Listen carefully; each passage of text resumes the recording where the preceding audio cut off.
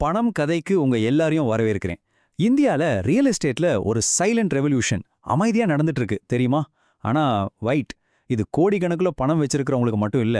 மாசம் மாசம் கரெக்டா உங்க அக்கௌண்ட்டுக்கு வருமானம் வர்ற ஒரு புதிய ரியல் எஸ்டேட் மாடல் பத்தி தான் இன்னைக்கு நம்ம ஆழமா பார்க்க போறோம். சரி, வாங்க விஷயத்துக்கு வரலாம். நான் உங்ககிட்ட ஒன்னு கேக்குறேன். நீங்க சொல்லுங்க, மாசம் மாசம் ரெண்ட் வருமானம் வேணும்னா கண்டிப்பா 1 கோடி ரூபாய் போட்டு ஒரு பெரிய வீடு வாங்கிதான் ஆகணுமா? நிஜமாலே அப்படி ஒரு கட்டாயம் இருக்கா? இந்த கேள்வியை மட்டும் மனசுல வச்சுக்கோங்க. இந்த அனாலிசிஸ் முடியும் போது உங்க பதில் கண்டிப்பா மாறும். ஃபர்ஸ்ட், நம்ம எல்லாரும் ஃபேஸ் பண்ற ஒரு பெரிய பிரச்சனையில இருந்து ஸ்டார்ட் பண்ணலாம். இந்த ட்ரெடிஷனல் ரியல் எஸ்டேட், அதுல நம்ம மாட்டிக்கிட்டு முழிக்கிறதுக்கு என்ன காரணம்? ஏன் இவ்ளோ கஷ்டப்பட்டு இன்வெஸ்ட் பண்ணி கூட நிறைய பேர் இதுல ஃபெயில் ஆகுறாங்க? வாங்க பார்க்கலாம். ஃபர்ஸ்ட் அண்ட் ஃபோர்மோஸ்ட் ப்ராப்ளம் பணம். மிக பெரிய முதலீடு. சுத்தமா சொன்னா ஒரு சின்ன 2BHK ஃபிளாட் சென்னையில வாங்கணும்னா கூட எப்படியும் 50 லாக்ல இருந்து 2 கோடி வரைக்கும் தேவை. யோசிச்சு பாருங்க, இவ்ளோ பெரிய அமௌண்ட்டை எத்தனை பேரால ரெடி பண்ண முடியும்? இதுதான் பல பேரோட கனவை ஆரம்பத்திலேயே கலைச்சிடுத்து. சரி, லோன் போட்டு எப்படியோ வாங்கிட்டாலும் அந்த நிமிஷத்துல இருந்து அடுத்த பிரச்சனை ஸ்டார்ட் ஆகுது. என்ன அது? இஎம்ஐ. அடுத்த 20 இல்லனா 30 வருஷத்துக்கு நம்ம லைஃப்ல ஒரு பெரிய பார்ட் அந்த இஎம்ஐக்கு தான் போகும். வெயிட் அ மினிட், ரியல் எஸ்டேட்ல இன்வெஸ்ட் பண்றதெல்லாம் பெரிய பணக்காரங்களுக்கு மட்டும்தான் அப்படின்னு நீங்க நினைச்சீங்கன்னா இப்பவே கமெண்ட்ஸ்ல ஓல்டு திங்கிங்னு டைப் பண்ணுங்க. ஏன் தெரியுமா? இன்னைக்கு அந்த எண்ணத்தை நம்ம மாத்த போறோம். ஓகே, இஎம்ஐயும் மாசம் தவறாம கட்டுறோம். ஆனா அடுத்த பயம் என்ன? வீடு காலியாகிறது. டெனன்ட் காலி பண்ணிட்டு போயிட்டாங்கன்னா அடுத்த ஆள் வர்ற வரைக்கும் நம்ம சொந்த காசுல இருந்து தான் இஎம்ஐ கட்ட வேண்டி வரும். 1 மாசம் 2 மாசம்னு வீடு காலியா இருந்துச்சுன்னா நம்ம மாச பட்ஜெட்டே ஆடி போயிடும்ல. உண்மைதானே? இவ்ளோ கஷ்டத்தையெல்லாம் தாண்டி கடைசியா ரிட்டர்ன்னு பார்த்தா சிரிச்சிடுவீங்க. ரொம்ப ரொம்ப கம்மி. உங்க ப்ராப்பர்ட்டியோட டோட்டல் வேல்யூல வெறும் 2ல இருந்து 3% தான் ஒரு வருஷத்துக்கு ரெண்டா வரும். இமேஜின் பண்ணுங்க. இதுல மெயின்டெனன்ஸ், டாக்ஸ்னு எல்லாம் போனா கையில என்னதான் நிக்கும்? பாத்தீங்களா? இந்த ஸ்லைட்ல இருக்கிற ஒரு லைன் அது எல்லாத்தையும் சொல்லிருச்சு. நாங்க சொத்து வாங்கல, ஒரு பொறுப்பத்தான் வாங்கினோம். என்ன ஒரு உண்மை! அசெட் வாங்குறோம்னு நினைச்சு நம்ம தலைமையில ஒரு பெரிய லைபிலிட்டிய, ஒரு பெரிய பொறுப்பத்தான் வாங்குறோம். இந்த அனுபவம் உங்களுக்கு இருந்தா நான் சொல்றது 100% புரியும். ஓகே ஓகே, பிரச்சனைய பத்தி பேசி பேசி டென்ஷன் ஆகிறது போதும். இப்போ தீர்வு என்னன்னு பார்க்கலாமா? வாங்க. இந்த ரெண்ட் சீக்கிங் ரெவல்யூஷன் இது வெறும் ஒரு இன்வெஸ்ட்மெண்ட் டெக்னிக் இல்ல. இது ஒரு மைண்ட் செட் ஷிஃப்ட், ஒரு புதிய சிந்தனை.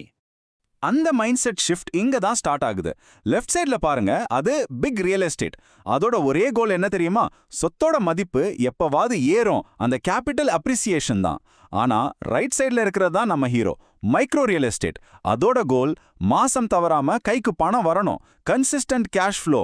ஒன்னு எதிர்காலத்தை நம்பி இருக்கிறது, இன்னொன்னு நிகழ்காலத்துல வருமானம் பார்க்கறது. இந்த டேபிள கொஞ்சம் கவனமா பாருங்க. இதுதான் கேம் சேஞ்சர். என்ட்ரி காஸ்ட், யானி முதலீடு பெரிய ஃபிளாட்டுக்கு ஆகாசத்தை தொடும், ஆனா மைக்ரோ அசெட்டுக்கு ரொம்ப கம்மி. அடுத்த ஆதாயம், யானி ஈல்ட், ஃபிளாட்ல வெறும் 2-3%, ஆனா மைக்ரோ அசெட்ல 8ல இருந்து 15% வரைக்கும் கிடைக்க சான்ஸ் இருக்கு. வேகன்சி ரிஸ்க் குறைவு, பணமாக்க நினைச்சாலும் பெட்டரா இருக்கும். இப்போ நீங்க சொல்லுங்க, எது ஸ்மார்ட்டான முடிவு? இந்த பார் சார்ட்டை பாத்தீங்களா? ஒரு படம் 1000 வார்த்தைகள் சொல்லுன்னு சொல்வாங்கல்ல, அது இதுதான்.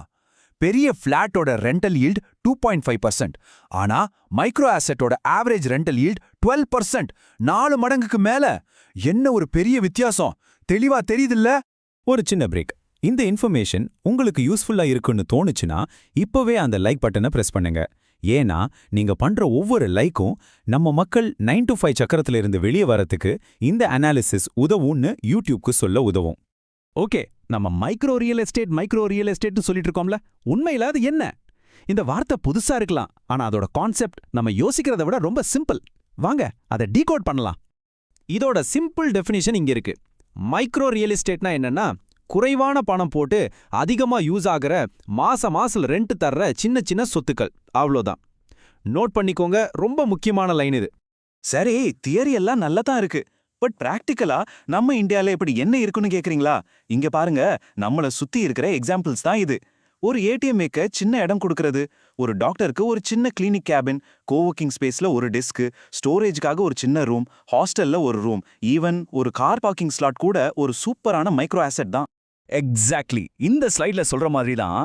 இது ஒரு வில்லா இல்ல, பட் இது ஒரு இன்கம் மெஷின். நம்ம கோல் ஒரு அழகான பங்களாவை பார்த்து வயப்பழகிறது இல்ல, மாசம் வருமானம் தர ஒரு மெஷினை உருவாக்குறது தான் நம்ம கோல். ரைட். இப்பதான் நீங்க எல்லாரும் வெயிட் பண்ணிட்டு இருக்கிற பார்ட்டுக்கு வரோம்.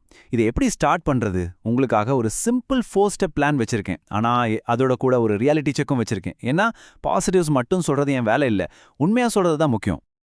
இதை ஒரு செக்லிஸ்ட் மாதிரி யோசிச்சுக்கோங்க. Number 1, demand first. முதல்ல சொத்தை தேடாதீங்க, டெனண்ட்டை தேடுங்க. யார் வாடகைக்கு வருவாங்கன்னு தெரிஞ்சுட்டு அப்புறம் இன்வெஸ்ட் பண்ணுங்க. நம்பர் 2, கணக்கு. Simple math. உங்க ரிட்டர்ன் 8%க்கு கீழே இருந்தா அதை அப்படியே விட்டுடுங்க. Number 3, legal. சொத்து பத்திரம், லீஸ் அக்ரிமெண்ட் எல்லாம் ஒரு நல்ல லாயர் வச்சு செக் பண்ணுங்க, ரொம்ப முக்கியம். And finally number 4, exit option.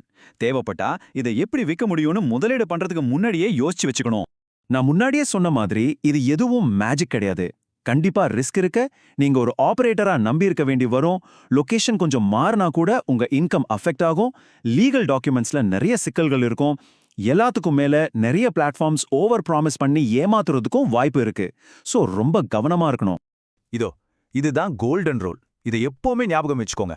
யாராவது உங்ககிட்ட வந்து நான் உங்களுக்கு கேரண்டீட் ரிட்டர்ன் தர்றேன் அப்படின்னு சொன்னாங்கன்னா வேற என்ன பேச வேணாம், அங்கிருந்து ஓடிடுங்க. ரியல் இன்வெஸ்ட்மெண்ட்ல கேரண்டிக்கு இடமே கிடையாது. நாம இவ்ளோ நேரம் பேசினதோட மொத்த சாராம்சம் இந்த ஒரு வரியில இருக்கு. பணக்காரன் ஆகிறதுங்கிறது பெரிய பெரிய ரிஸ்க் எடுக்கிறது இல்ல, அது ஒரு பெட்டர் ஸ்ட்ரக்சரா, ஒரு சரியான அமைப்பை உருவாக்குறது. உங்க பணம் உங்களுக்காக வேலை செய்யற மாதிரி ஒரு சிஸ்டமை நம்ம கிரியேட் பண்ணோம். சோ இப்போ நான் மறுபடியும் உங்ககிட்ட கேக்குறேன், கோடிக்கணக்கில் பணம் இல்லாம மாசம் ரெண்ட் வருமானம் வர்ற ஒரு லைஃப் ஸ்டைலை உருவாக்க நீங்க ரெடியா? இப்போ உங்களுக்கு ஒரு புதிய வழி தெரியுதா?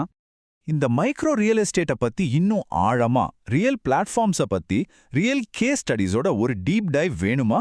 அப்படின்னா மறக்காம கமெண்ட்ஸ்ல பார்ட் 2 டைப் பண்ணுங்க. இந்த அனாலிசிஸ்க்கு ஒரு லைக் போட்டு பணம் கதைக்கு சப்ஸ்கிரைப் பண்ணிக்கோங்க. அடுத்த ஆராய்ச்சியில சந்திக்கலாம்.